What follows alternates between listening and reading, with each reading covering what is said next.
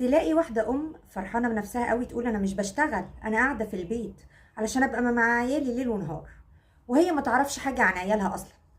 اللي قافلة على نفسها وعمالة تتكلم في التليفون ما تعرفش بتكلم مين، واللي قاعد طول النهار على الموبايل عمال يشيت ما تعرفش بيكلم مين ولا بيعمل إيه. واللي يا ماما أنا نازلة رايحة أذاكر عند علا صاحبتي، أوكي يا حبيبتي انزلي، ما تعرفش مين أهل علا دول ولا إيه ظروفهم، ينفع ندخل بيتها ولا لأ. فيا جماعة الحكاية مش بالقعدة وقت طويل، لازم تعرفوا عن ولادكم كل صغيرة وكبيرة، مين اصحابهم، هل البيت دوت ينفع يدخلوه ولا لا، مين المدرس بتاعها ده كويس ولا لا، ينفع يديها درس ولا لا، بتخاف من ايه، بتحب ايه، علشان ما تتفاجئوش بعد كده ان انتوا تسمعوا ان بنتك وقعت في مشكلة، ابنك عمل مصيبة ضرب حد.